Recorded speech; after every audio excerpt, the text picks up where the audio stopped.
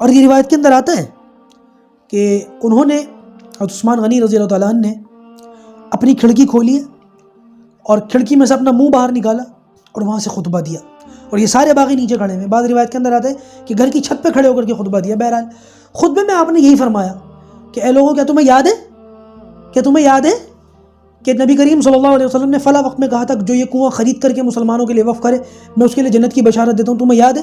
تو انہوں نے کہا ہاں اللہ کی قسم ہمیں یاد ہے۔ تو آپ نے فرمایا کہ یہ کنواں کس نے خرید کر کے دیا تھا؟ تو کہنے لگے آپ نے۔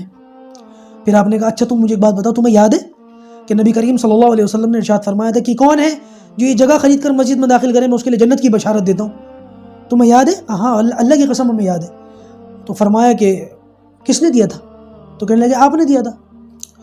اس کے بعد پھر تیسری مرتبہ حضرت عثمان غنی رضی اللہ تعالیٰ عنہ نے کہا کہ تمہیں یاد ہے کہ نبی کریم صلی اللہ علیہ وسلم نے فرمایا تھا اس جیش العسرہ کے بارے میں کہ جو شخص اس لشکر کو تیار کر دے میں اس کے لیے جنت کی ضمانت دیتا ہوں؟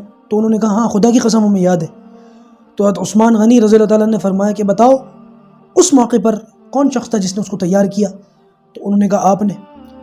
تو حضرت عثمان غنی رضی اللہ تعالیٰ عنہ نے پوچھا تم مجھے کیوں قتل کرنا چاہتے ہو؟ روزے سے تھے اس حالت میں، 82 سال عمر تھی حضرت عثمان کی، بال اور داڑھی سفید ہو چکے تھے۔ 82 سال بہت بڑی عمر ہوتی ہے، اور تھے بھی روزے کی حالت میں، اور کہتے ہیں کہ اتنا زبردست خطبہ دیا حضرت عثمان نے اپنے گھر کی چھت سے کھڑے ہو کر، لیکن ان بلوائیوں کے دل نہ پسیجے اور ان کے دل جو ہے ان کی جانب سے بالکل نرم نہ پڑے۔ بعض روایت کے اندر آتا ہے کہ یہ لوگ ان کے دروازے سے داخل ہوئے، یا بعض روایت کے اندر آتا ہے کسی اور گھر سے داخل ہو کر اس گھر کی چھت پر چڑھے، اور وہاں کی چھتوں پر ہوتے ہوئے حضرت عثمان غنی رضی اللہ تعالیٰ عنہ کی چھت پر یہ پہنچے، اور وہاں سے پھر نیچے اتر کر انہوں نے حضرت عثمان کی داڑھی پکڑی اور ان کے سینہ مبارک کے اوپر حملہ کیا۔ بعض روایت کے اندر آتا ہے کہ ان کی بیوی حضرت نائلہ اس موقع پر، کیونکہ حضرت رقیہ اور ام کلثوم ایک کے بعد ایک دونوں سے حضرت عثمان کا نکاح ہوا تھا، میں بھی اس پر بھی آتا ہوں، لیکن دونوں کا انتقال ہو گیا تھا ان کی زندگی میں۔ پھر انہوں نے تیسرا نکاح حضرت نائلہ سے کیا تھا، وہ آئیں حضرت عثمان کو بچانے کی خاطر، تو ان کی بھی انگلیاں کٹ کر آگے جا کر ہاتھ آگے کیا نا، تو بلوائیوں نے ان کے ہاتھ پر حملہ کیا تلوار سے، ان کی انگلیاں کٹ گئیں۔ اور حضرت عثمان غنی رضی اللہ تعالیٰ عنہ، حالانکہ میں بتا چکا ہوں کہ کتنے با اختیار خلیفہ تھے، چاہتے تو دنیا بھر سے فوجیں کھچ کر کے آ جاتی اور ان کا 1 منٹ میں قلع قمع ہو جاتا، لیکن انہوں نے بالکل اس بات کو برداشت نہیں کیا کہ مسلمانوں میں خون ریزی ہو۔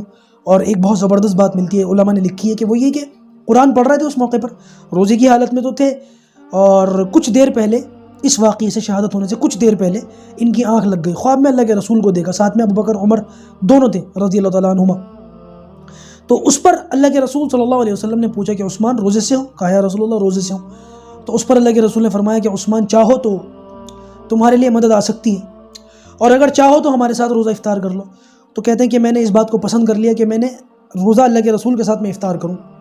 اس پر ان کی آنکھ کھل گئی اور اسی روزے کی حالت میں ان کا انتقال ہوا۔ اور جب ان پر حملہ ہوا، قرآن پڑھ رہے تھے، قرآن کا پہلا سپارہ ہے سورہ بقرہ، فَسَيَكْفِيكَهُمُ اللَّهُ، اس لفظ کے اوپر ان کے خون کے چھٹے گرے ہیں، اور اس لفظ کا ترجمہ بنتا ہے کہ اب ان کے لیے اللہ کافی ہے، اب ان کے لیے اللہ کافی ہے۔ اور ہوا بھی یہی کہ ان باغیوں کے جنہوں نے حضرت عثمان غنی رضی اللہ تعالیٰ عنہ کو مظلومانہ طریقے سے شہید کیا، ان کا ایک ایک کا میٹر گھوما پھر بعد میں، اور اللہ تبارک و تعالیٰ نے ایک ایک کو عبرت کا نشان بنایا۔